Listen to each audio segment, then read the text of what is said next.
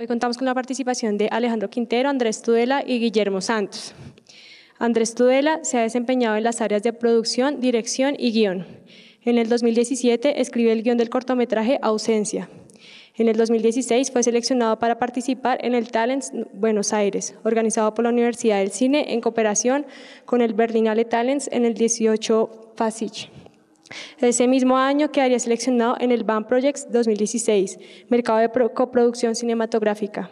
Ha participado como productor asociado y primero de dirección en la película El Concursante, del director Carlos Osuna, producido por Malta Cine. Carlos Osuna ha enfocado su carrera hacia la realización de cine y videoarte, campo en el cual ha logrado varios reconocimientos en América Latina, Europa y Estados Unidos. En 2012 estrenó su primer largometraje Gordo, Calvo y Bajito, el cual participó en alrededor de 100 festivales de cine y además hace parte de la colección fílmica del MoMA de Nueva York. Ha recibido los premios de Mejor Video Experimental y el premio especial del jurado al Mejor Video en competencia del Festival de Cine Equinoccio en el 2000. En 2002 ganó el Círculo Precolombino de Oro al mejor video ficción del Festival de Cine de Bogotá. Se ha desempeñado como docente de la Pontificia Universidad Javeriana en la carrera de Artes Visuales. Guillermo Santos se dedica a la creación y la investigación en torno a la imagen y la representación visual, especialmente la fotografía. Una formación en antropología de la Universidad Nacional de Colombia, sumada a la actividad fotográfica autodidacta, derivó en un interés por el documental visual y sus posibilidades. Obtuvo una maestría en estudios cinematográficos y audiovisuales de la Universidad de París III y trabajó en proyectos de investigación y creación visual sobre problemáticas urbanas de Latinoamérica. Su trayectoria profesional evoluciona posteriormente hacia la creación y reflexión artística en ámbitos muy diversos dentro de los que se encuentran proyectos curatoriales, investigación teórica sobre la imagen fotográfica, proyectos artísticos personales, fotografía editorial y documental y fotografía cinematográfica. Muchas gracias por aceptar nuestra invitación al ciclo de conferencias. Les cedo la palabra. Bueno, hola a todos, mi nombre es Andrés Tudela, soy el director del corto y bueno, esperamos que tengan una bella proyección. Después del corto estaremos como hablando un poco con ustedes, resolviendo las dudas, preguntas, quejas y reclamos, todo. Y bueno, me acompaña Alejandro, que es el diseñador sonoro de la película, y Guillermo, que es el director de fotografía. Entonces, mejor dicho, a la salida nos vemos.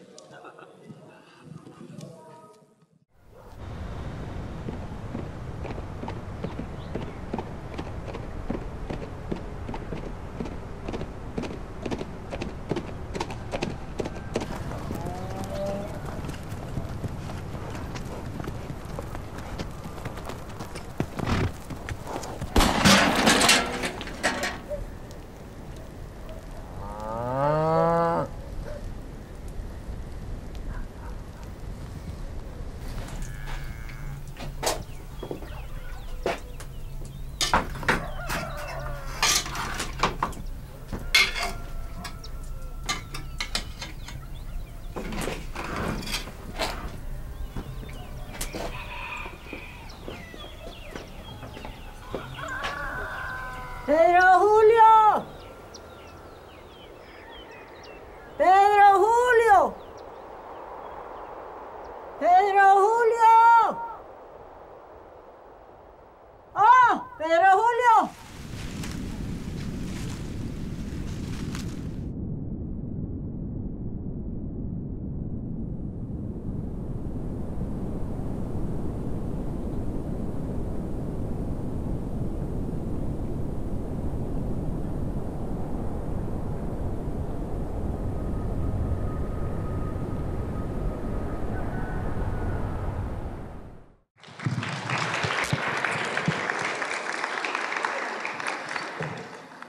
Gracias. Nosotros lo que hemos planeado para la sesión de hoy es más que una charla formal, académica, donde nosotros venimos y les contamos algo que ya está armado o algo. Es más una experiencia de preguntas-respuestas en la que ustedes colaboran con las dudas que tengan. En la medida en que Estos experimentos de producción cinematográfica suelen ser un trabajo que es en realidad como un gran engranaje colectivo.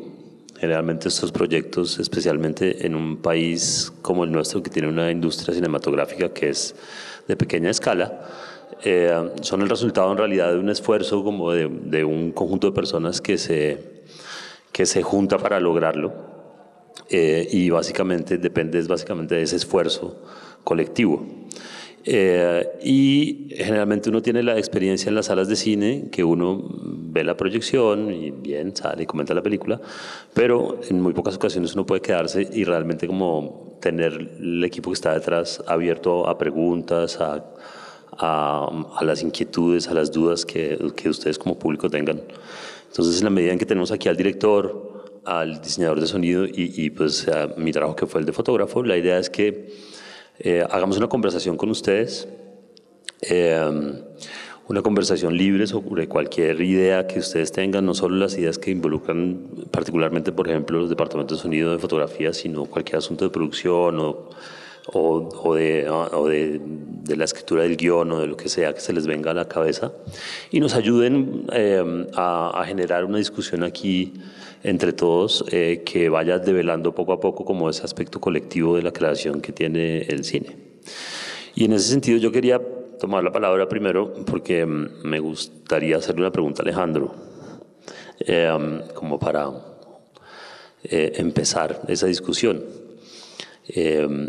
Y la pregunta que le tengo es, en el trabajo de sonido, que aunque con estas condiciones de proyección de pronto no se aprecia totalmente, ¿qué tanto de ese trabajo de sonido en su resultado final fue influenciado por lo que pasó en la locación para usted? O sea, por lo que percibió o lo que pudo detectar, digamos, del trabajo en locación, y qué tanto, en cambio, viene de guión previo, como de una cosa que usted ya tenía más o menos pensada o había discutido con Andrés, y qué tanto viene de decisiones que son posteriores a esas dos experiencias y que se hacen como más ya en una mesa con alguna planificación posterior y tal, ¿no?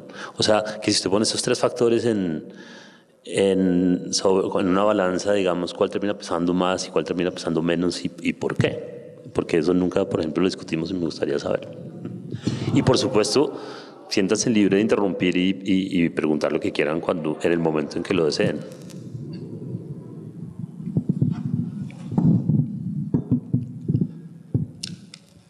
Listo. Está muy buena esa dinámica que el director de foto le pregunta al sonido, luego el sonido le devuelve la pelota. No, me parece muy pertinente esa pregunta porque da la casualidad que en este corto yo hice también el sonido directo y lo hice solo. Generalmente en un rodaje pues hay dos, el equipo de sonido son dos, microfonista y el sonidista. En este pues digamos que lo hice yo solo. Entonces, claro, me fui impregnando como de todo lo que es el corto desde ahí. Sucede una cosa, es que cuando uno como diseñador le llega el sonido directo, digamos que tiene una manera de abordar el proyecto completamente distinta, porque todo es nuevo. En cambio en esto uno tiene pues ya como bagaje, ¿no? Como equipaje ahí va cargando cosas. Eso juega a favor y a veces en contra, ¿no? Yo me pongo a pensar, pues, si uno conoce mucho de un proyecto, pues como que se compromete más, tiene más herramientas, pero de todas maneras, si no conoce nada del proyecto, es una mirada nueva, ¿no? Entonces, digamos que todavía no sé qué prefiero, si ambas, a veces ambas, porque al menos yo garantizo que lo que quedó mal, pues yo lidio con eso, pues, si algo queda mal, ¿no? Trato de que no quede mal, pero si algo queda mal, pues yo luego haciendo la postproducción del sonido, pues me toca usar el sonido que yo grabé, ya sé pues hasta dónde lo dejé, en fin. También digamos que sería pertinente hacer esa reflexión de la colaboración, no solo entre departamentos, sino en el mismo departamento, cómo funciona.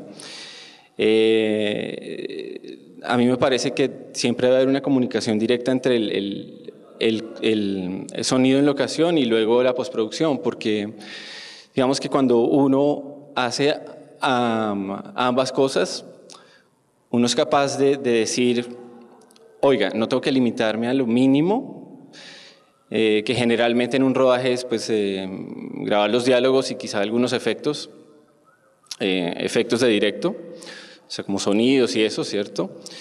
Sino que si yo estoy pensando cómo voy a hacer la postproducción de este corto, cómo va a ser el diseño, ¿qué más podría necesitar? Digamos que en la manera en la que yo trabajo, independientemente de si yo soy el que hace el diseño, siempre trato cuando estoy haciendo la grabación del sonido en el rodaje, siempre trato como de pensar en, oiga, ¿qué le voy a entregar luego a la persona que hace la parte de postproducción? Entonces, vamos en este caso, ustedes se dan cuenta pues, de que no hay muchos diálogos. Digamos que en ese sentido, a veces es como curioso, como dice, pues, ¿para qué me trajeron? Me hubieran puesto un micrófono a la cámara, no sé. Bueno, también tiene que ver con la edición, ¿no? Que se va, que queda. Pero, o sea, creo que involucrarse con el proyecto es también como entender la sensibilidad del equipo. Y creo que en ese sentido, digamos que empezar en una etapa temprana sí ayuda como a ir construyendo eso y creo que se ve en el producto final. Es cuando uno entiende hacia dónde va la sensibilidad, digamos, del director o el director de fotografía, cómo es que esto va quedando. A mí, digamos, también cuando grabo sonido directo hay una cosa que me gusta mucho. O sea, yo siempre prefiero, digámoslo así, la postproducción porque creo que es una labor más creativa. La postproducción es más creativa, ¿correcto? Durante el rodaje es más como unas habilidades técnicas, digamos, no es por demeritar el trabajo de la captura de sonido durante un rodaje, pero sí creo que tiene que ver más un poco con conocer el oficio. En cambio, la postproducción uno puede tomarse su tiempo, sí, como dejarse, en fin, con solo las herramientas que tiene, pues tiene que diseñar, ¿cierto? Pero por ejemplo, la escena en la que se oye la guerra y que solo se va como oyendo, algo del resultado final de esa escena dependió de cosas que haya capturado en la escena cuando la rodamos. No, en esa no. Entonces, la escena de la... Sí, la escena de la guerra, pues simplemente era los diálogos, el diálogo de ella rezando. Se había como un poco imaginar, digamos que sí influye en lo que se va a grabar, porque la discusión con Andrés era, bueno, ¿hasta dónde vamos a llevar esa guerra? Desde el guión se propone, ¿no? La guerra funciona un poco como la neblina, es como que uno siente una presencia ahí, pero la idea es que no sea obvia. Digamos como que vamos a sugerirla, ¿sí? Entonces también uno tiene que, imagino que planear el rodaje acordemente, es como pues, ¿cómo va a grabar esta escena para que la guerra aparezca luego desde el sonido? Entonces digamos que en la de la guerra pues no mayor cosa, pero de rodaje sí me llevé muchas otras cosas que me fueron muy útiles para la postproducción, digamos mucho. Foley no se grabó absolutamente nada, Foley son esos sonidos, digamos de objetos, pasos, que generalmente no se pueden grabar durante el rodaje o la calidad no es la óptima. Y eso se hace, digamos, como se regraba, ¿no? En un estudio con las condiciones adecuadas y tal.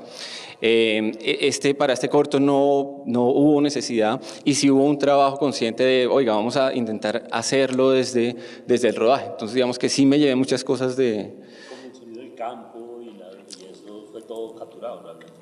Claro, esa es otra también, digamos que generalmente el compromiso de un sonidista durante un rodaje es yo entrego los diálogos bien y digamos que pues efectos, o sea, lo que grabe durante la toma, eso me aseguro de que quede bien. Ya lo demás es un plus, a mí me gusta, digamos, si me queda tiempo, son las dinámicas de rodaje, ¿no? A veces el sonidista es como que se queda como sin función. Digamos, yo creo que el departamento de foto siempre está como acelerado. Terminamos esta, bueno, vamos a iluminar la otra. Bla, bla, bla. El sonidista queda como, bueno, 2 horas, 3 horas, ¿qué hago? A mí me gusta ocuparme, entonces generalmente sí trato de grabar ambientes de la locación. A veces es bueno llevar, o sea, a mí siempre me parece que es bueno llevárselos como referencia, cómo sonaba lo que están viendo, pero digamos que a veces pues también son insuficientes. Entonces el trabajo de diseño es reforzar eso que sacó de ahí. Pero sí me parece que le dan como una impronta del lugar, ¿no? Pues esto sonaba así, ahora yo le quiero añadir, pero sí, eso se hizo allá, se grabaron ambientes estéreo. Quedamos acá, bueno, esta proyección, hay que decirlo, la mezcla original del corto pues es 5:1, una sala de cine, y aquí pues la oímos mono porque pues solo había una cabina, entonces digamos que hay mucho de esa construcción de los espacios y la espacialización del teléfono, que es importante, ¿no? El teléfono está como ahí constante sonando, entonces dependiendo de dónde está ella, dónde suena, en fin, digamos esas cosas se pierde un poquito por cómo se oyó, pero sí, digamos que era la intención original.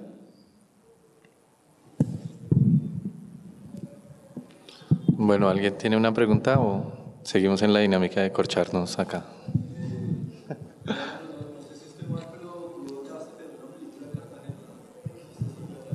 Tres. Sí. Yo vi la historia que era de un montallantas. Sí, es esa. Correcto. Quisiera tu experiencia porque siento que el departamento de sonido a veces queda muy ausente en el plan de rodaje y en estas cosas, y alguna vez haciendo un ejercicio académico tenía muchos problemas porque habían muchos sonidos de ambiente que no dejaban grabar limpios los diálogos y el sonido era el único que tenía el monitoreo de eso. ¿Cómo haces tú cuando hay una situación de esta? ¿Cómo lo puedes anticipar de pronto? Y si ya estás en rodaje, ¿cómo le dices al director, hombre, no podemos seguir así a tu ritmo cumpliendo el plan de rodaje o X o Y, porque tengo un avión o tengo por allá un tipo con una pulidora y no queda el audio? Ajá. ¿Cómo es ese proceso desde la preproducción? Ajá. Sí, creo que es clave entenderlo desde ahí, desde la preproducción. Lo ideal sería siempre que cuando se hace el spotting de locaciones y el scouting de locaciones, se lleve al que va a ser el encargado de captura de sonido durante el rodaje, porque pues es la persona que, digamos, sin audífonos, es como que uno sabe qué locación puede ser problemática y puede anticipar. Ahora, cuando uno está en el rodaje, digamos que yo sí siento que hay una cosa, y es que, digamos que a mí creo que uno debe siempre hacer este ejercicio, es ponerse en los zapatos del otro, porque son muchos equipos y es súper intenso el trabajo en un rodaje, ¿no? Entonces digamos que siempre hay fricciones y siempre hay como... Ponerse en los zapatos del otro pero salir del cuadro. No meterse en el cuadro del director de fotografía. No, pero digamos, justamente viniendo para acá pensaba como en eso, es como... Digamos, si yo hiciera el trabajo de meterme ponerme en el lugar de Andrés, ponerme en el lugar de Guillo, ¿cómo funciona ahí? Y entonces voy a lo siguiente, es que generalmente el único que tiene audífonos, bueno, el que debe tener audífonos es el sonidista, obviamente. Luego está el director, el productor, script. Yo no sé, es curioso pensar por qué el director de fotografía no tiene, por ejemplo. No he visto mucho, no, pues generalmente no, creo que no es como una costumbre. Pero voy a lo siguiente, es que si la gente estuviera oyendo, o sea, generalmente la gente ve y todo se ve muy bonito y nadie como que entiende luego que el que va a hacer la postproducción le llega todo ese sonido directo con murmullos, con el avión, la pulidora, en fin. Incluso está mal capturado si el sonista es malo. Claro, ahí es cuando uno quisiera echar para atrás y decir, ay, pucha, si hubiéramos hecho este ajustico, esta vaina. Es consensuado, siempre toca como hablarlo. Te puedo decir, hay sonistas que sencillamente no graban. Pues a mí me parece un poco drástico porque de todas maneras es un trabajo de mucha gente, entonces digamos pararlo sobre no se puede por tal cosa, a veces toca hacerlo. También hay otro factor que influye, es que el sonido siempre se puede rehacer. Entonces, claro, mucha gente se confía en eso y es como esa impresión de, ay, no, eso lo arreglamos en postproducción, o pues lo doblamos todo. O sea, si ningún diálogo quedó bien, lo doblamos todo. Hay ocasiones en las que no se pueden grabar los diálogos, pues ruidos, cosas, máquinas de viento, en fin. Pues listo, digamos que esa es la única opción. Hay directores que no les gusta el doblaje. A mí particularmente me parece un arte complicado. Y uno se da cuenta, digamos, eso no se llama doblaje, es regrabar diálogos. En doblaje uno se da cuenta de cuánto puede cambiar un material audiovisual si se hace de una manera o de otra, ¿no? Digamos que uno hace el ejercicio, ¿no? Lo estoy viendo en inglés o en francés, lo que sea, y lo pasa a español y es como otra vaina. Es como no sé, uno no sabe como en qué espacio está como en un estudio, es una impresión muy, muy, muy rara. Pero sí, o sea, digamos que sí, siento que uno debe ponerse en los zapatos del otro y decir, oiga, yo no quiero entregarle esto lleno de ruido para el que luego va a ser un problema. Sí, en esta locación de esta película que comentas, tuvimos un problema que es recurrente, es la planta eléctrica. Y esto era el desierto, entonces digamos que no se puede esconder casi que en ningún lado.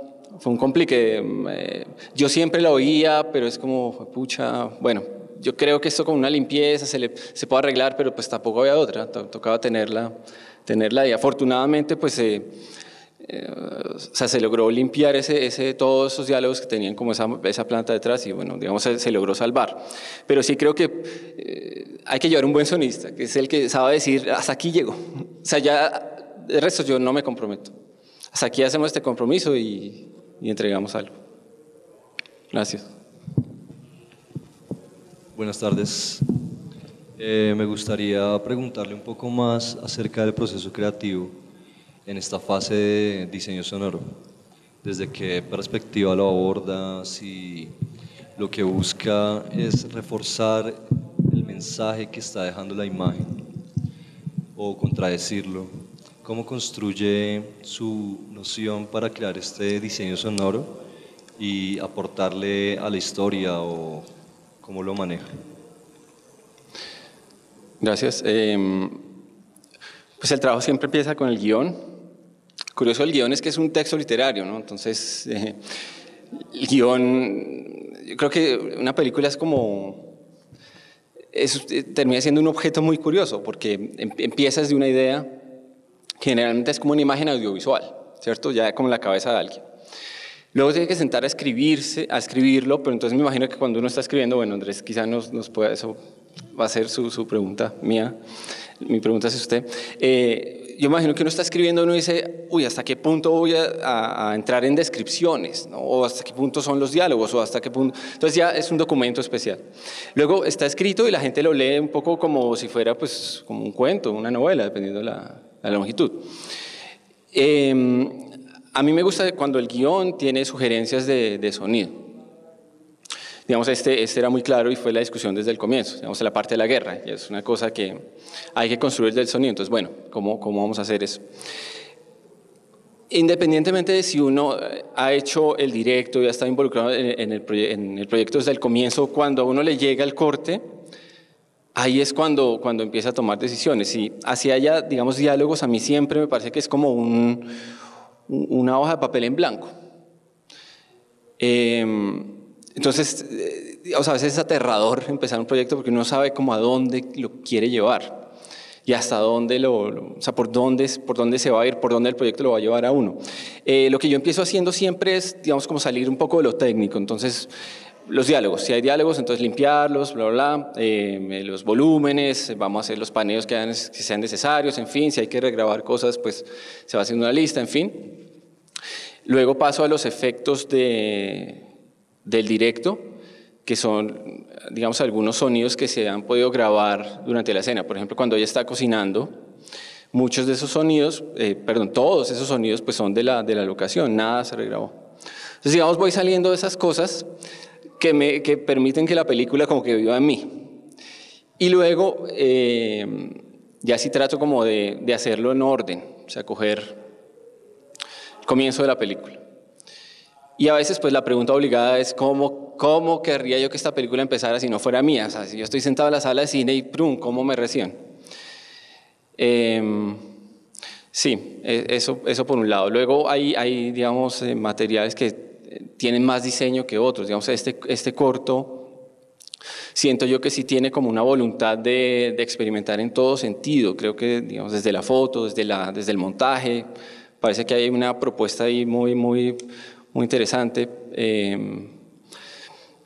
Entonces, digamos, uno va sintiendo todo eso y uno dice, yo me puedo dar ciertas libertades, yo también quiero como experimentar. Y luego, finalmente, son como intuiciones que uno tiene, ¿no? Es como, uno tiene la imagen visual, toca meterle el audio para hacerla audiovisual. Entonces, digamos, estos fade a blanco, eso es una cosa curiosa, generalmente el fade es a negro, entonces uno como siente, bueno, aquí hay algo especial. Entonces, ¿qué podría ir con eso? Entonces uno empieza, es chévere porque uno le van saliendo ideas y va descartando.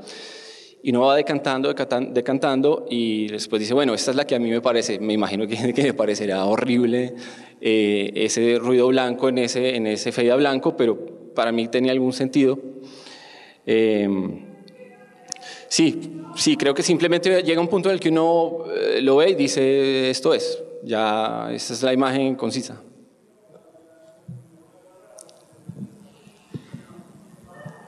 Aló, buenas noches. Una breve y humilde apreciación que me gustó mucho y de verdad que resaltó fue el color de la película. Me parece que estuvo muy pensado, como que la camisa le combine con el gorrito y un fondo amarillo, muy chévere, me gustó mucho, como la niebla con el color rojo del sombrero, como que un trabajo de fotografía y dirección de arte juntos muy bien hecho. Ya, gracias. Muchas gracias. Buenas noches.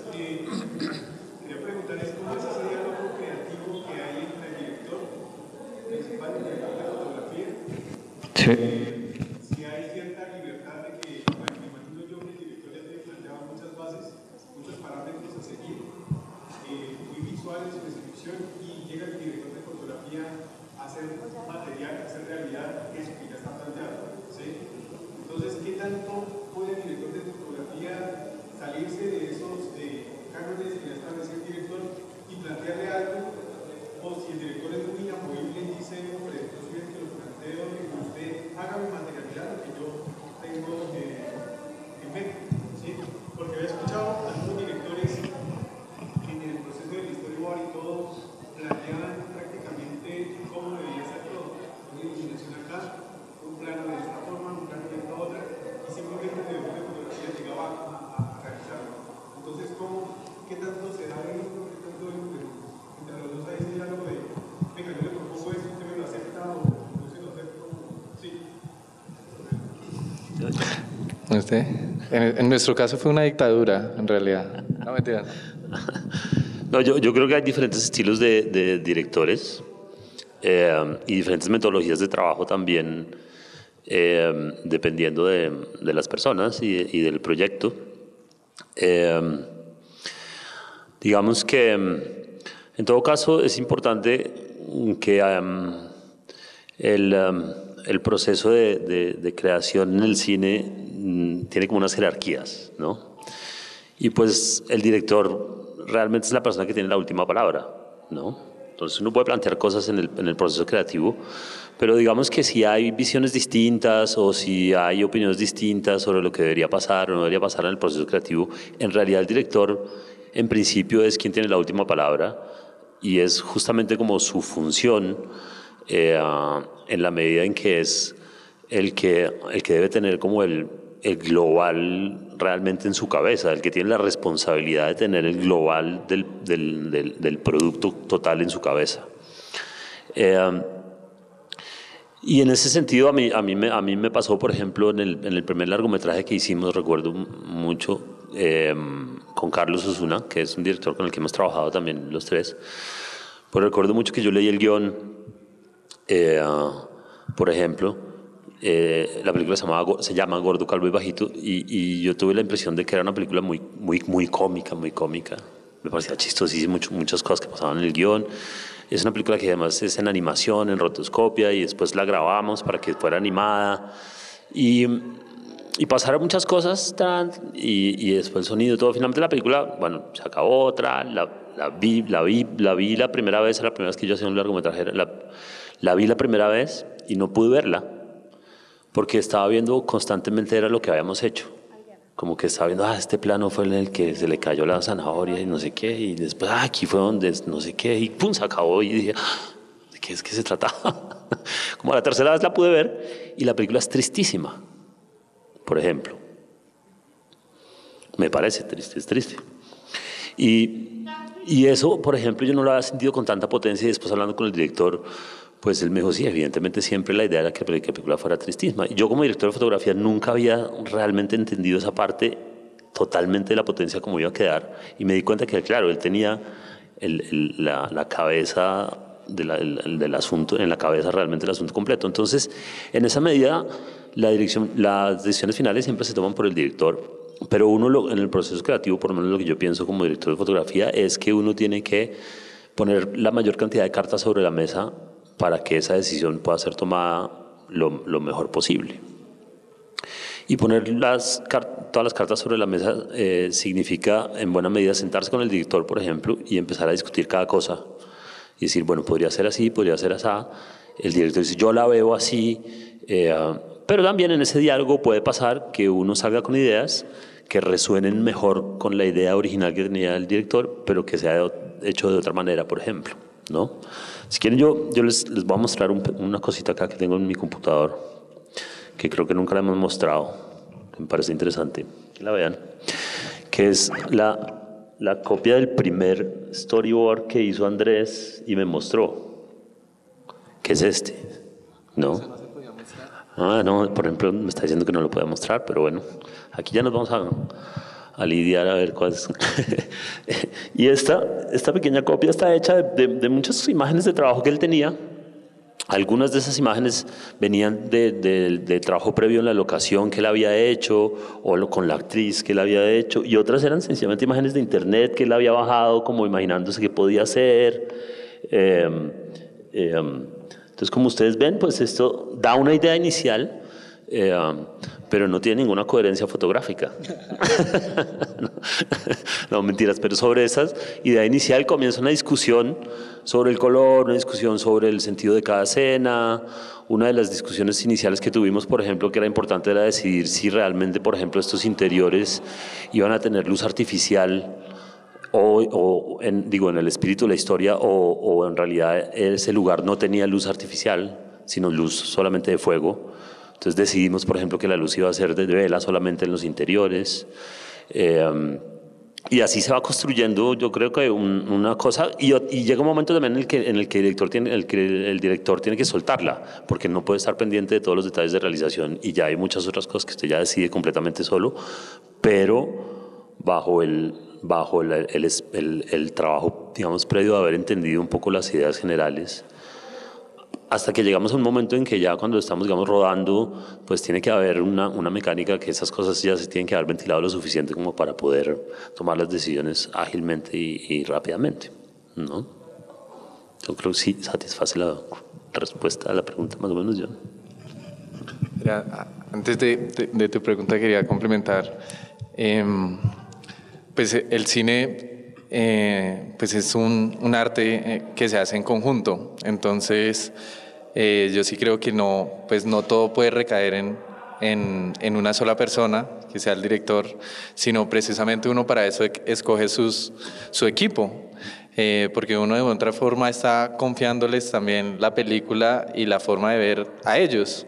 Entonces yo lo que hice pues fue más un trabajo de con Guillo, de explicarle lo que yo sentía que se debía ver la película, pero pues claramente Guillo tenía muchas más herramientas visuales de cómo transformar lo que yo quería a una imagen real. Eso, digamos, durante la y ya en el rodaje, pues el director en el rodaje tiene 1000 cosas que pensar, entonces pues uno empieza a soltar cosas y yo confiaba mucho en Guillo y, digamos, nunca me preocupé por la fotografía, ni cómo iba a quedar, o sea, obviamente estaba viendo el plano siempre, pero pues creo que el fuerte ahí en el director, en el rodaje, tienen que ser los actores, porque precisamente pues para eso uno trabajó previamente ya con cada departamento, tanto fotos, sonido, arte, pues todo el mundo ya sabe qué hacer. De pronto la que no sabe qué hacer es la actriz. Entonces yo me enfoqué más, fue en eso, y ya los otros pues ellos sabían. Entonces creo que hay que saber confiar en el equipo, y pues que todos son cabezas creativas también. Te quería preguntar sobre tu experiencia con el story. ¿Te gusta que a ti te inviten a ese proceso? Que tú también desde ahí empieces a generar el lenguaje cinematográfico que va a tener el audiovisual. Esa por una parte. Y la otra es, si tuviste la oportunidad de ver la locación antes ya para definir el story, si es muy importante. ¿Qué pasa cuando no es así? Cuando uno hace algo sobre un imaginario y llega a una locación y se encuentra con tiros de planos diferentes, que es algo que sucede en términos de presupuesto, ¿no? Que es algo que les quería preguntar. ¿Cómo fue el presupuesto? ¿Les dio flexibilidad para de pronto trabajar en esos matices? ¿O de pronto tuvieron esas restricciones que tuvieron que aplicar durante el rodaje y pues que evidentemente tienen una consecución en el producto final? Sí, yo creo que, digamos, cada proyecto exige ciertas metodologías y, por ejemplo, o énfasis en ciertas partes de las metodologías, dependiendo de cada proyecto. Digamos, por ejemplo, en el largometraje que hicimos antes, en el que trabajamos los tres en todo caso, pero con otro director, con Carlos, no había un storyboard previo, ¿no? Trabajamos sin storyboard. Y hacíamos las cosas de una manera mucho más ágil, en el sentido en que llegábamos a la locación y el director tenía muy claro más o menos cómo quería filmarla, pero el storyboard se hacía en papel ahí, ¿no? Como vamos a hacer este plano, tal. Pero también hay ese director, por ejemplo, Carlos, tiene un sistema de trabajo con los actores que me parece que es como muy... digamos que él está muy pendiente de la agilidad que pueda crear de ambiente con los actores y le gusta trabajar como llevando a que su equipo de trabajo se ajuste a esa agilidad con los actores, ¿no? Entonces, si el actor está metido en algo, hay que perseguir eso, incluso sacrificando a veces cosas que uno como director de la fotografía diría como, uy, no, pero déjeme aquí hacer o no hacer y tal. Entonces, ese proyecto, por ejemplo, se hizo más así, pero también el espíritu de esa producción era mucho más así y era un largometraje, era mucho más pesado. Entonces hay proyectos que de pronto resisten esa metodología, y hay otros proyectos en donde es mucho más interesante, yo creo, que tener un storyboard y haber identificado un poco previo ciertas necesidades y haber ido un poco más lentamente.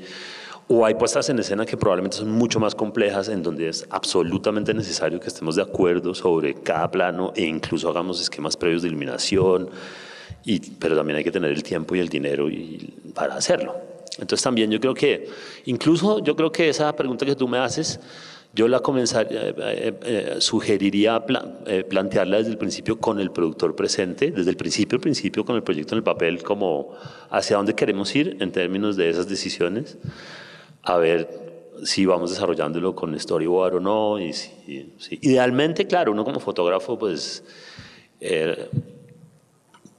la planeación resulta importante y tal, pero también hay muchas cosas que del producto final dependen de que uno sacrifique eso y ponga la herramienta de solución que uno pueda al servicio de otras cosas que están pasando, ¿no?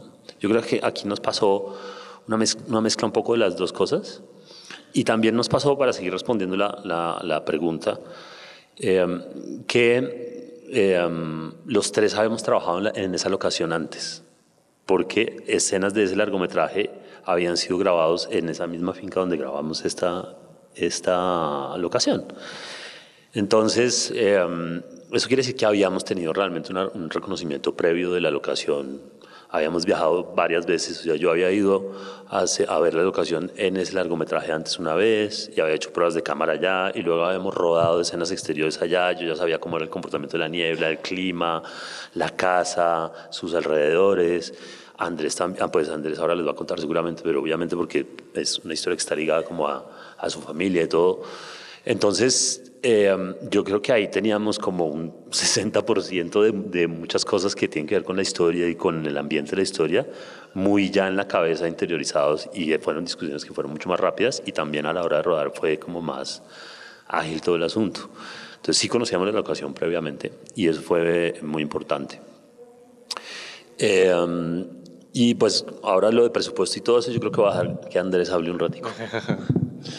Bueno, para contestar eso, de pronto voy a hacer como el recorrido otra vez desde el principio. Y esa historia parte de la historia real de mi abuela. Y la locación es la casa de mi abuela. Y la actriz es la hermana de mi abuela. Entonces, como que todo se configuraba en ese espacio. Yo esa locación la conocía como, pues había crecido ahí, entonces la conocía perfectamente. Y como dijo Guillo, pues ya habíamos rodado una peli ahí, parte de una peli. Yo hice un trabajo previo. En el storyboard se ven stills. Yo hice un ensayé allá con la actriz, tomaba como fotos de referencia, más o menos. Y como que a partir de eso fui armando cómo se iba a ver la película y cómo yo la quería contar.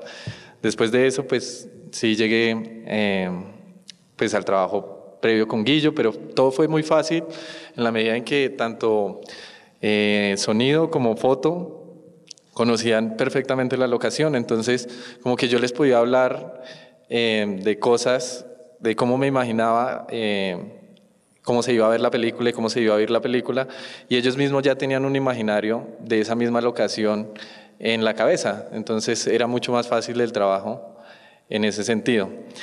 En cuanto al presupuesto, pues digamos que la película cuesta, o sea, el presupuesto real de la película son 85 millones de pesos, pero nosotros la hicimos con la reunión de muchas fuerzas y muchas manos amigas y muchos amigos que quisieron como colaborar con el proyecto. Entonces pues todo ese presupuesto lo pudimos ir manejando de diferentes maneras, pero creo que si no hubiera sido posible, o sea, el proyecto no hubiera sido posible si yo no hubiera podido expresarles como la idea que quería hacer y como convencer a toda esta gente, porque pues si ustedes ven los créditos son como más de 60 personas que trabajaron en el cortometraje, y todos se fueron realmente pues como con la idea de hacer un proyecto y de creer en mí, lo cual agradezco inmensamente porque pues yo solo no hubiera podido hacer el corto. Entonces como que esto sí es un trabajo en conjunto, y pues creo que si uno rueda con amigos o con gente que lo quiere, es mucho más fácil, porque un rodaje realmente es muy difícil, es mucha tensión en muy poco tiempo. Entonces uno debe saber y debe como conocer de antemano como con quién persona se está yendo, pues porque te pueden dejar tirado, básicamente. Chiquito, hay una pregunta, un plano específico que quiero hacer. Después de que el señor va por la finca y se ve el plano de la leche derramada en el pastizal, me pareció interesante que lo hicieron hacia arriba, ¿no? La forma del encuadre. No sé si esto fue una decisión pensada, porque sentía que de pronto ese plano, si lo giraba uno y la leche caía hacia abajo, había una mayor sensación de vértigo y de drama. No sé si lo pensaron, cómo lo vieron, lo recuerdan. Sí, pues digamos ese plano en específico, pues cada uno lo puede interpretar de una manera diferente, pero digamos en mi imaginario eran como los ríos de sangre, ¿sí me entiendes? De la guerra. Pero como esta guerra está representada desde la neblina, como una guerra que no vemos pero sentimos, entonces este río era un río de leche blanca. Y en cuanto al encuadre, hágale pues. No, en realidad no fue una decisión, digamos, totalmente preplaneada, que tuviéramos como totalmente decidida antes de cómo iba a ser el plano. Pero el hecho de que el líquido fluyera como de abajo hacia arriba en el cuadro, digamos que yo nunca lo pensé como que tuviera un mensaje en especial, ¿no? Fue una decisión de composición más como vamos a hacerlo así, aquí está bien, y fluyó. Pero de pronto sí da una sensación como de una cosa que no es tan deprimente, justamente porque va para arriba, y después tiene que ver un poco como al final del corto ella también se ve un poco hacia arriba, ¿no? El plano último que la tomamos y la luz cambia, o sea que digamos que hay una cosa en la historia que es que no queríamos que fuera totalmente, Andrés pues me decía que no quería que fuera totalmente una cosa como de duelo solamente y quedarse ahí, sino que sutilmente sugiriéramos como un futuro, como una cosa que sigue, ¿no? Como una cosa que se levanta, como un proceso de transformación ahí. Entonces, digamos, tu lectura me parece interesante, digamos, no fue una decisión consciente tomada en ese sentido, pero me parece que funciona un poquito también en ese sentido, ¿no?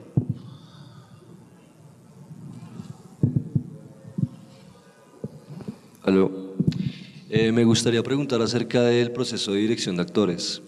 Me parece que noto que tanto en los gestos como en los ademanes, en las expresiones, las pausas, los silencios, los diálogos, reconozco que hay un buen trabajo de actuación. O sea, siento una construcción fuerte del personaje. Me gustaría saber si el hecho de que la actriz es familiar influyó en ese proceso de preparación de actores, de dirección de actores, qué complicaciones hubo en ese trabajo, ¿no?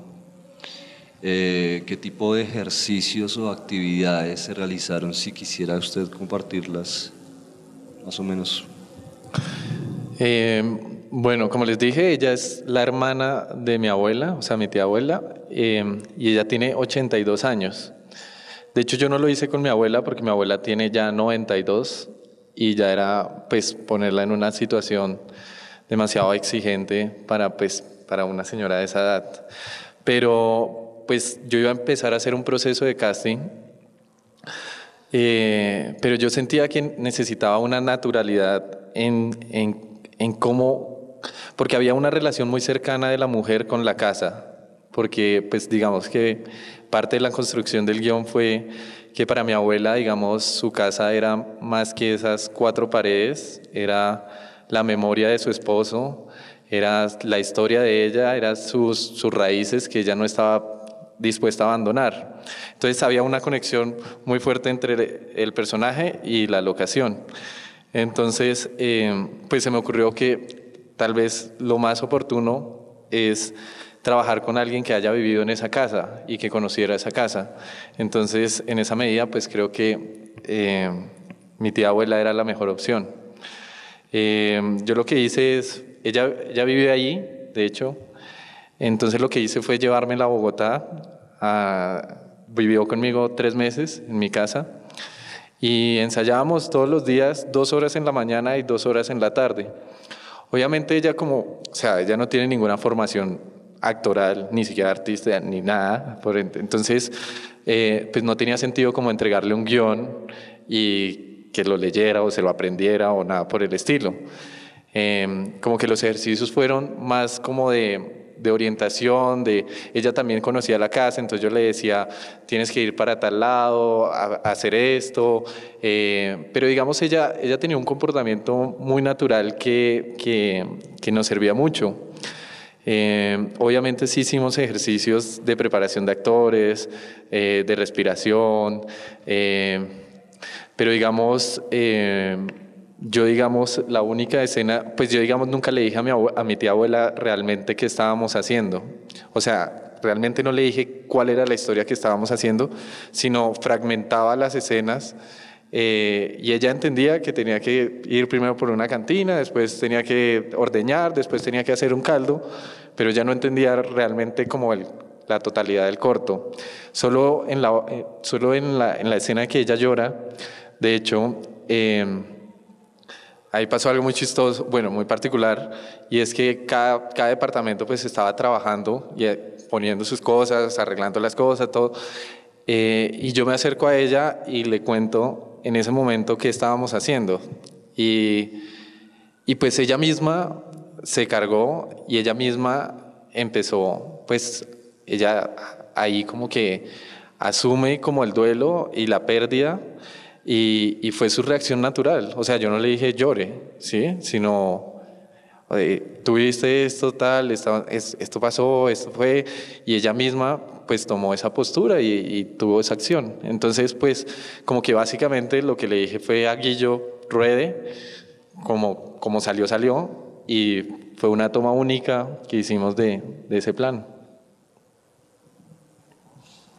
Bueno, gracias. El breve contacto que yo tuve con la película fue con Guillermo, que le pregunté cómo le fue en México.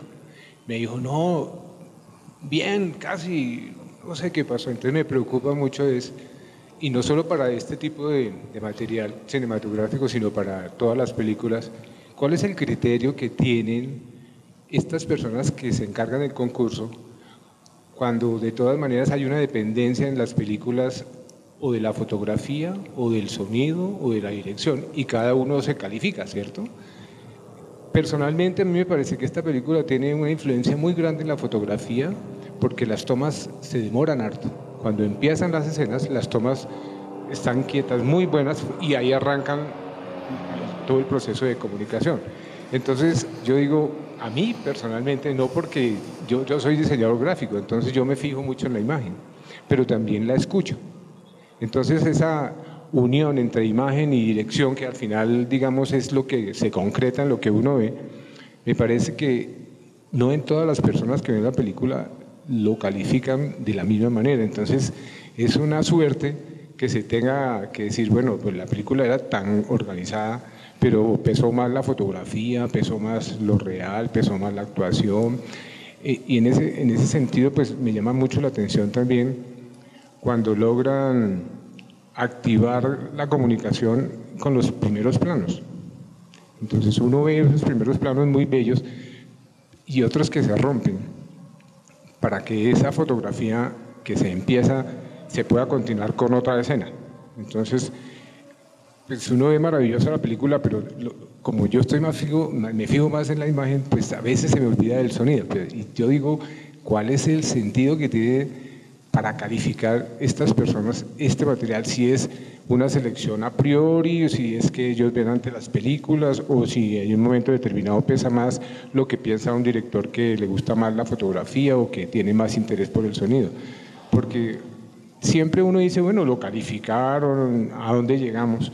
Y la experiencia es muy grande. Cuando tú dices 85 millones de pesos, uno dice, uy, es una inversión muy grande para recuperarse la inversión y quiénes son los productores y a lo que se someten, ¿no? Y si es un equipo tan interesante como ustedes trabajan, pues uno dice, bueno, es toda la película, pero me parece que de pronto la influencia de la imagen es muy grande, la influencia de la fotografía, desde el punto de vista de que es la primera vez que lo veo. Ahora, no es una pregunta, yo quiero para mí, claro, no conozco las otras, ¿ya? Fue seleccionada y por fotografía, ¿sí entiende? Entonces, ¿cómo es que uno dice, pero por qué no la seleccionaron todas? Entonces, ¿cómo pesa la fotografía en esa decisión?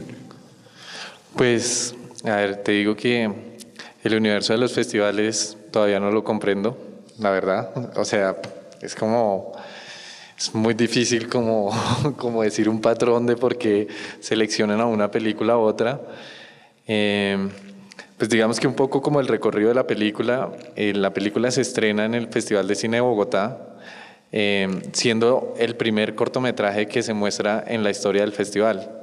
¿Por qué? Porque al director del festival le gustó, lo quiso, pero pues, o sea, realmente creo que este también es como un arte, pues como todas las artes, que es subjetivo. Entonces, pues puede que a lo que les guste a unos, los otros no tanto. Si algunos, como tú, piensan más en la imagen, otros pensarán más en el sonido, otros se quedarán más con la actuación. Creo que eso es un conjunto ahí de cosas que pues a mí lo que me parece interesante es que haga pensar a las personas en algo, ¿sí me entiendes? Si los hace pensar en la imagen, si los hace pensar en la historia, si los hace pensar en la fotografía, en el sonido, ya está bien. O sea, creo que el arte está hecho es para mover un poco las cabezas de cada uno. Entonces, no te puedo decir por qué lo seleccionaron. Digamos, en Guadalajara se presentaron 2.400 cortos de todo el mundo.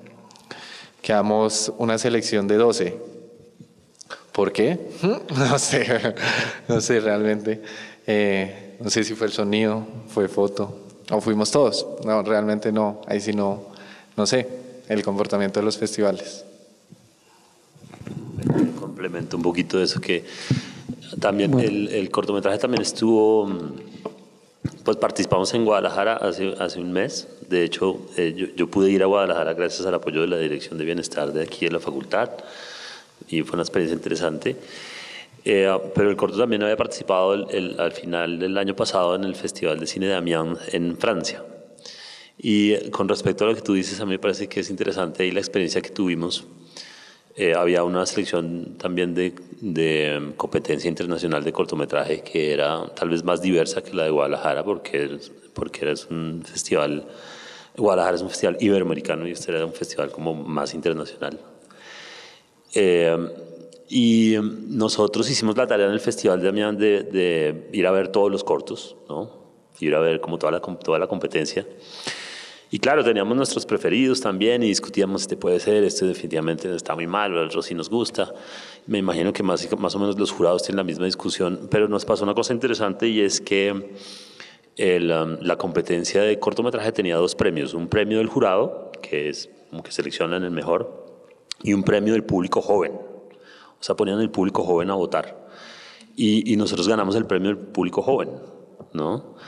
Y era muy bonito como oír la reacción de los jóvenes y como un poco la manera como se identificaron con el personaje de la anciana, que era algo que no esperábamos, por ejemplo. Entonces yo creo que, por un lado, es cierto lo que dice Andrés, es una cosa muy subjetiva siempre juzgar una película, ¿no?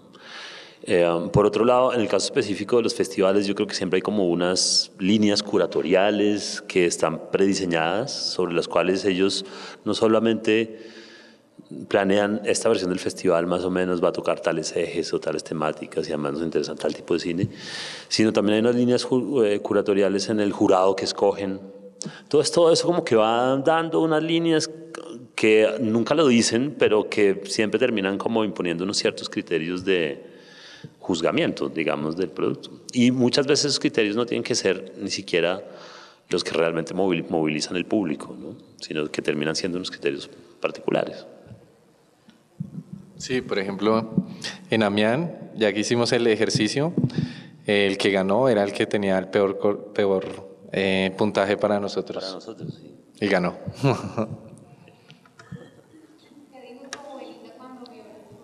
¿No le gustó? No. No le gustó. No, me dijo como que habiendo tantas cosas de qué hablar porque hablaba de ella. Entonces, pero bueno. Pero a mi tía abuela le gustó. Sí, después me dijo como que, pues, también esto es un proceso pues que pasa por la edición y se cortaron muchas cosas, muchas escenas. Entonces ella dijo que le faltó la mitad de la película, que había hecho muchas cosas más. El largometraje ya pronto. Estamos trabajando en eso. Yo tengo una pregunta sobre la naturaleza experimental del corto. Si bien es cierto que casi cualquier producción audiovisual requiere hasta cierto punto un grado de experimentación técnica o conceptual, en el cortometraje que acabamos de ver de ustedes es evidente esa búsqueda de hacer algo que se salga un poco de los cánones. Y me preguntaba si es algo que se produce orgánicamente en la medida en la que se está produciendo, bueno, a medida que se está realizando el cortometraje, o si usted se reúne al principio con las otras 2 personas, o con las otras 40 personas con las que tiene que trabajar y dice, bueno, yo tengo una idea, quiero que esto se salga de lo establecido, de ciertos parámetros, o usted ya había trabajado con muchas de las personas, supongo, y las conocía antes, y sabía que podía contar con ellos para que de forma autónoma encontraran nuevos lenguajes, ya sea en el sonido o en la fotografía o en la actuación? Pues en ese caso sí creo que ahí sí depende un poco de la mirada del director, porque, y pues digamos de cómo a mí me llegó la historia, y es que pues la historia, como es la historia de mi abuela, ella me la fue contando de una manera muy sutil y como a través del tiempo, entonces yo iba armando como esa historia a partir de la sensibilidad con la que ella me contaba la historia, y pues un poco como me la contó, es un poco como yo la intenté plasmar. O sea, ella digamos en ningún momento vio la guerra, entonces, pero siempre la sintió. Entonces yo quería un poco transmitir esa sensación de esa guerra que no se ve pero se siente.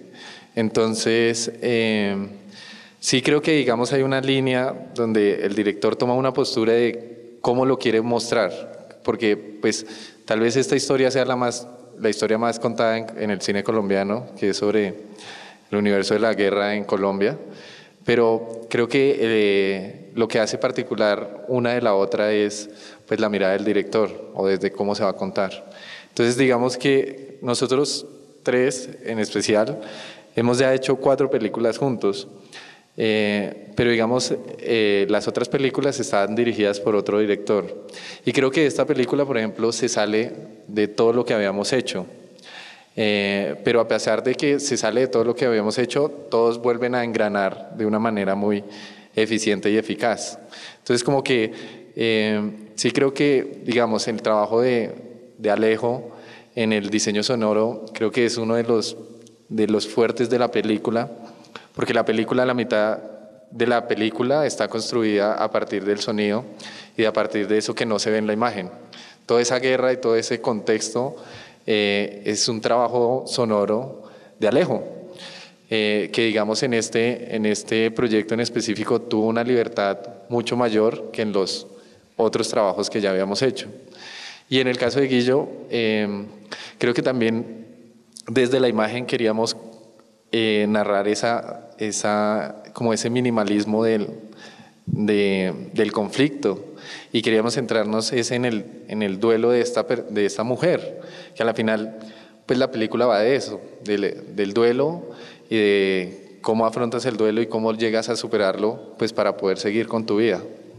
Entonces sí hicimos como un trabajo previo, sí fue muy interesante, fue muy bueno para mí pues haber trabajado ya con todas las cabezas de equipo antes, pero sí creo que en ese punto sí se diferencia como la mirada del director.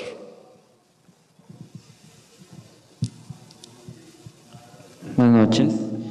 Bueno, yo te quería hacer una pregunta respecto a cómo tú te enfrentas estando en rodaje hacia la puesta en cámara, ¿no? Porque una cosa es tener la mirada, pero otra cosa es, digamos, esa puesta en cámara que a mí me da el carácter dramático de la escena. Entonces, ¿cómo tú empiezas, teniendo ya en cámara, a hacer una construcción de tipo de secuencia, ¿no? De lo que quieres narrar? Sí, yo creo que, digamos, ahí es muy importante el trabajo de la pre. O sea, realmente en el rodaje son tiempos muy cortos, tiempos muy limitados, donde hay muchas cosas por resolver. Entonces, si uno hace una buena pre y todo eso ya lo trae diseñado, pues como lo dije antes, yo ya digamos ya soltaba, ya fotografía sabía que tenía que hacer, arte también sabía que hacer, sonido también sabía que hacer. Entonces yo como que miraba el cuadro, pero me centraba más en el personaje y en la actuación del personaje o de los personajes. Pero es como un trabajo de confianza hacia las cabezas de los otros departamentos, porque pues también intentar tener el control de todo en ese momento pues es muy difícil. Entonces lo que yo hacía era pues básicamente mirábamos el cuadro con el director de foto, con la directora de arte, y definíamos como entre los tres el cuadro, ¿sí? Después pasaba sonido, le decíamos qué iba a pasar, entonces para que el cuadrara como cómo iba a ser, cómo iba a capturar el sonido.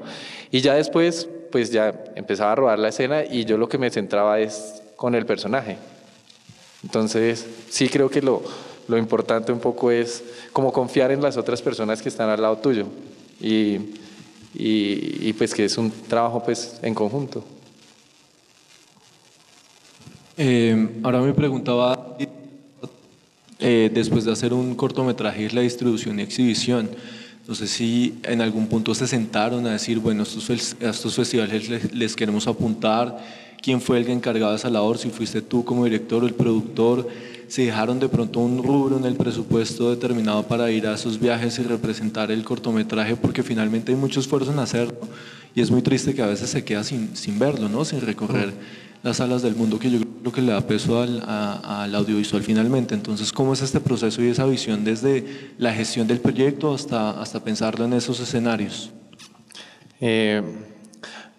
Primero, no dejamos rubro para la distribución. A duras penas nos alcanzó la plata para grabar, entonces no tenemos como eso. Pero sí, yo me senté después con el productor y diseñamos también una ruta de festivales. Obviamente uno le apunta a Cannes, Berlín, Sundance, pero a veces hay que ser consciente de a dónde está realmente, por lo que dijo Guillo también, los festivales tienen una curaduría y tienen una línea. Entonces hay que saber un poco también cuál es la línea de cada festival en cada año que va cambiando y a eso es intentar apuntarles. No tiene sentido, digamos, nosotros presentarnos a Sundance cuando Sundance, la línea temática era cine hecho por mujeres. Entonces, pues, ¿para qué? Entonces, sí diseñamos una ruta, porque sí nuestra preocupación era precisamente la que tú dices. Nosotros, esto es un esfuerzo de mucha gente y creo que la única forma o la forma de yo resarcirme con todas estas personas que me ayudaron es que se vea el trabajo.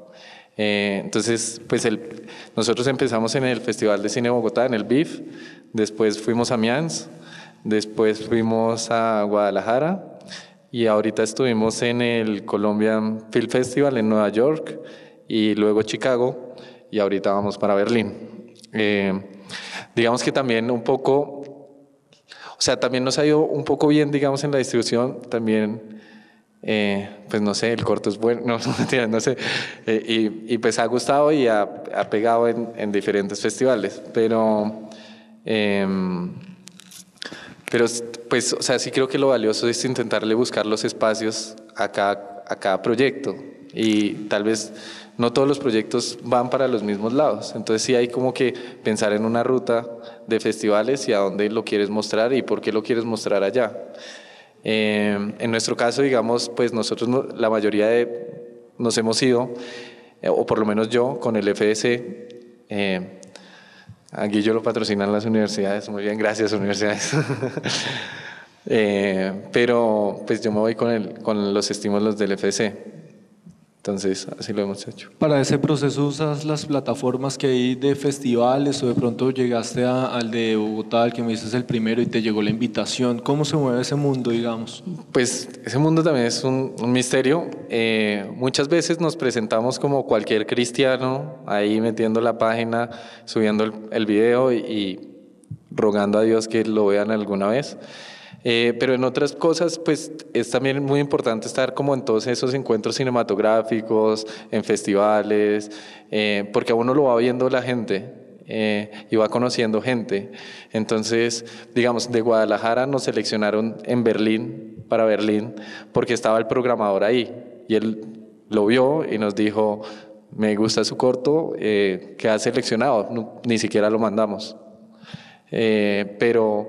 Pero pues como pasa eso, también pues nosotros también lo mandamos, o también nos reunimos con los programadores, que además son súper queridos y después te dicen que no quedaste seleccionado. O sea, es como, así es el mundo.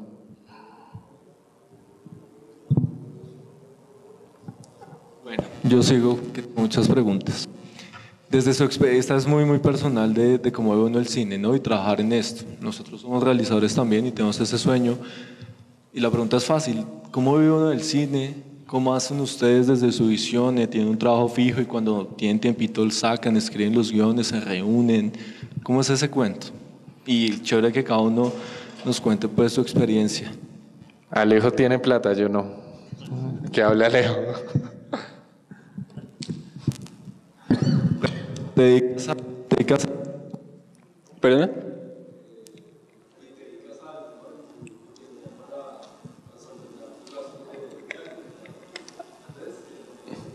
¿Yo? ¿Primero yo? Bueno. No, yo no me dedico a nada. No me entiendo. No, pues nosotros tenemos una productora y tratamos de, pues, de vivir del cine, pero pues es muy difícil, ¿no? Digamos que hemos hecho 4 pelis, 4 largos, 3 cortos y todavía no podemos vivir del cine. Entonces creo que es un camino complejo, más porque hay un factor que se sale de nuestra cadena, pues, que es la distribución, que ahí es donde siento que pues mueren las películas y morimos nosotros. Pero pues yo a lo que me dedico es, digamos, a desarrollar proyectos y trato de hacer lo menor posible comerciales e institucionales, pero eso es lo que me da para vivir realmente. Entonces, como que sí le hago todo mi esfuerzo a las convocatorias y me presento a todas las convocatorias y a cualquier convocatoria de cine, ahí estoy, pero pues tú sabes que estos también, pues uno se presenta, a los 2 meses dan unos resultados, después pitch, después, o sea, eso se vuelve, digamos, el que se gana FS lo viene a ver el año siguiente. Entonces uno no puede contar como con esos dineros. Entonces sí tratamos como de hacer como unos proyectos que nos salven un poco la patria. Y bueno, eso lo hago yo. Ya los otros... Sí, hay que traer los extractos, a ver quién tiene más plata. Sí, no, digamos que uno puede pensar, bueno, ¿qué es vivir? Y pone filosófica la cosa. No, bueno, a lo que voy es que a veces uno pues dice, uy, podría hacer esto y esto, pero realmente pues uno termina haciendo lo que puede hacer, o sea, lo que no puede dejar de hacer, más bien. Digamos que en ese sentido, si transcurre la vida y uno al final, pues, lo que tiene que presentar es su trabajo, pues, eso me parece muy bien. Sí, o sea, yo coincido en lo que dice Andrés, pues siempre uno tiene como unos proyectos ahí alternos que quizás no son los más interesantes, los más creativos, pero pues termina haciéndolo ahí. A mí me cuesta, digamos, mucho trabajo no hacer algo que como que me estimule, pero pues sí, digamos que es un poco la regla. Lo que sí siento es que eso lo lleva a uno a algún lado. Yo esto lo escuché como de alguien alguna vez, es como que es una reflexión muy tonta, pero creo que tiene que ver con eso, con la perseverancia. Es como que recomendaba este ejercicio: llene un vaso de agua todos los días y todos los días viértalo al inodoro, todos los días. ¿Pero para qué? Sí, al final algo va a pasar. O sea, me refiero es como a eso, es como que, digamos que la idea es no comprometer la parte de uno que uno no debe comprometer, ¿cierto? Entonces, es que uno puede estar haciendo muchas cosas, pero finalmente lo que quiere hacer y lo que uno quiere que hable por uno, pues es a lo que le debe apostar. Así tenga que comprometer tiempo de eso, pero sí creo que es una apuesta que paga. Creo que es valioso en ese sentido. Y Guillo el millonario. No, primero que todo Alejo respondió como un congresista y nunca dijo de qué vivía. Sí. No, yo, en mi caso, yo me dedico como a varias cosas, pero digamos lo que más me da dividendos materiales, pues es la docencia. Yo trabajo de docente, pero permanentemente me estoy involucrando en proyectos en cosas, en pequeñas ideas que me permitan tener un trabajo creativo. A veces, y gracias a este equipo de personas, partes de esos proyectos ha terminado en la producción audiovisual y producción de cine, aunque yo también tengo una formación como de antropólogo con documental y cosas que fueron las primeras como cosas que me llevaron a la imagen en movimiento. Pero esos experimentos creativos en muy pocas ocasiones terminan siendo rentables desde el punto de vista económico.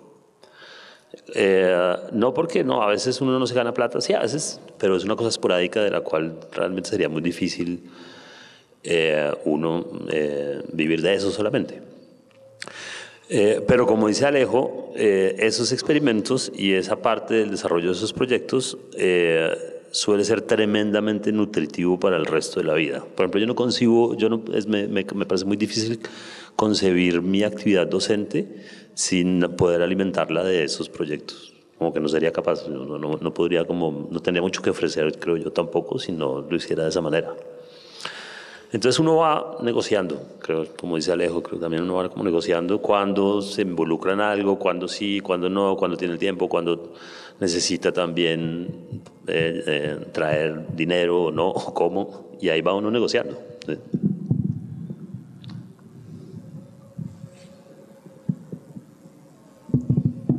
¿Otra pregunta? Bueno, parece que ya no tenemos más preguntas. Muchas gracias, Guillermo, Andrés, por estar en el ciclo de conferencias y muchas gracias a ustedes por su presencia. Gracias. Muchas gracias a todos.